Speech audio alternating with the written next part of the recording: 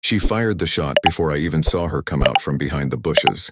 My daughter dropped her backpack and fell to her knees, crying out in shock more than pain. I ran to her, my hands shaking, checking her side where the bullet grazed her shirt. It didn't break skin, but it was close enough to freeze the world around me, and the woman who shot at her didn't look scared. She looked angry. "You people don't listen," she shouted, waving the gun like it was a remote control. "Kids can't walk on this trail. HOA rules." I stared at her, trying to understand if she truly believed what she just did was normal. My daughter hid behind me, trembling, whispering, "Dad." Why did she shoot at me?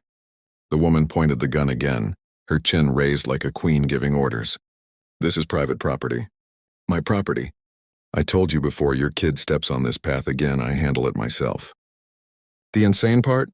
The trail was on my land, not hers. And she knew it. She had been plastering fake HOA notices on my door for weeks, claiming she had full authority in the neighborhood. I tried ignoring her, hoping she'd get bored. Instead, she escalated into madness. I took one slow breath. I didn't yell back. I didn't threaten her. I didn't even move toward her. Because she had no idea who I really was. She kept ranting, waving the gun around. "I called security already. They're on their way. And when they get here, they'll drag you off your own property. I told them you're dangerous." I almost laughed at the irony.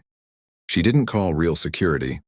I knew exactly who she called those two guys she hired last month who dressed like officers, but didn't even spell sheriff right on their fake badges. But I stayed quiet, letting her dig the hole deeper. My daughter gripped my arm and whispered, "Dad, are we in trouble?"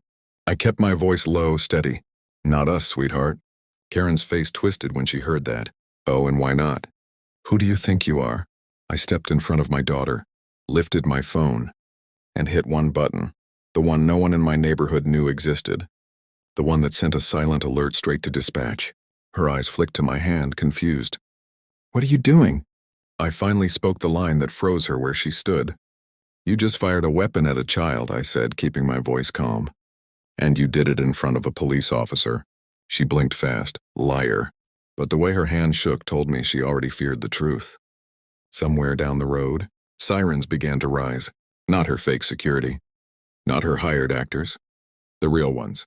And she didn't know the twist that was about to hit her harder than her own bullet. The moment she heard the sirens, her confidence cracked. She lowered the gun just a little. Enough to show fear, but not enough to show guilt. She tried to fix her voice, make it strong again. I already reported you. They're coming for you, not me." My daughter held my shirt tight, still shaking, still trying to breathe normally. I kept one arm around her while watching Karen carefully. People like her didn't stay calm long, and I could see another wave of crazy building behind her eyes. "You're trespassing," she insisted, even though she was standing 10 full steps on my land. "This whole area belongs to the HOA. I run this block. You can't just let your kid run wild." I looked at the trail where my daughter had been walking. A quiet, peaceful dirt path behind our home. No signs. No fence, no rule. Just nature, and a woman who wanted control so badly she mistook someone else's property for a kingdom she created in her head. But I stayed silent. Not a single argument. Not a single correction. Because the real officers were about to turn the corner. She didn't know I'd been keeping something from the neighborhood for years. Every morning I put on normal clothes, drove a normal truck, lived like a normal father. Nobody knew that when I left for work I wasn't going to a private company. I was walking through the back door of the sheriff's department. I was quiet about it for my daughter's safety. But today, it was the very thing that would save us. Karen suddenly snapped out of her panic and pointed the gun again, desperate to get control back before anyone arrived. "Drop your phone. Now, or I swear..." Before she could finish, a deep male voice shouted from the street, "Ma'am, put the weapon down!" 2 patrol cars slid to a stop, doors opening fast. Real uniforms, real badges, real authority.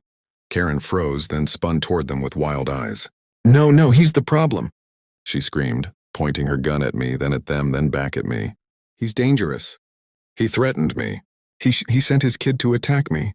My daughter flinched when Karen pointed at her, and I felt something inside me shift. I stepped forward slowly, keeping my hands visible. The officers recognized me immediately, their eyes widening just enough to show it. But they didn't say my name.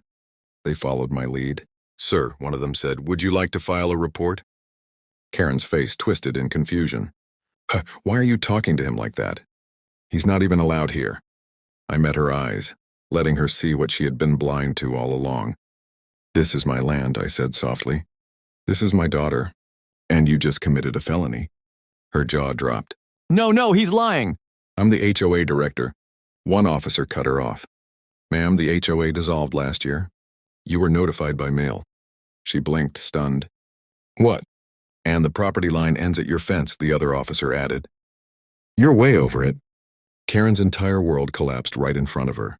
She looked around, searching for someone to back her up. No one came. Not even her fake security guards.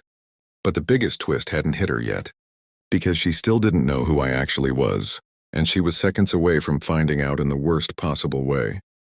Karen kept shaking her head, stepping back like the ground was melting under her feet. No, this is wrong. You're all lying. He can't call the police like that. He's nobody. I finally stepped forward, letting the officers see the small badge tucked in the inside pocket of my jacket. I didn't wave it around. I didn't show off. I just let them see enough. The nearest officer gave the slightest nod. Sheriff? You want to handle this? Karen's eyes went huge. Sheriff?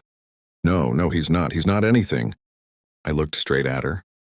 I tried to ignore you. I tried to be patient. I tried to give you a chance to act like a normal human being. But you shot at my daughter. The air went still. Karen's breath hitched as the weight of her own actions finally hit her. I didn't mean to, she blurted out. It was just a warning shot. I was protecting the neighborhood. By firing a gun at a child? I asked quietly. She didn't respond. She couldn't. My daughter moved behind me again, her voice small but steady now. Dad, can we go home? I bent down, kissed her forehead, and nodded. Yeah, you're safe now. One officer stepped toward Karen. Ma'am, place the weapon on the ground. She clutched it tighter, shaking. You can't arrest me. The HOA needs me. This neighborhood needs me. The HOA doesn't even exist, the officer said. And you just committed multiple felonies. When she finally realized there was no escape, she broke. She threw the gun down and dropped to her knees, screaming about rules, about power, about how everyone was against her. But no one listened. Not anymore. The officers cuffed her and read her rights while she kept insisting she was just doing her job. I didn't watch her get taken away. I only cared about my daughter. As the last patrol car pulled off, the same officer who arrived first walked up beside me.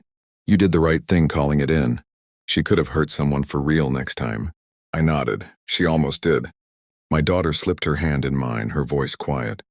Dad, is she coming back? No, I said. Not after today. We walked the trail slowly, the evening wind cold but gentle. She leaned against me, and for the first time since the shot, I felt my lungs open. My land, my family, my duty. All of it meant more in that moment than any badge or title. I didn't fight criminals for years, I whispered to myself, just to let someone with a fake sense of power threaten my kid. My daughter looked up. What did you say? I smiled. I said we're going home. Behind us, the lights faded. Ahead of us, the path opened wide again.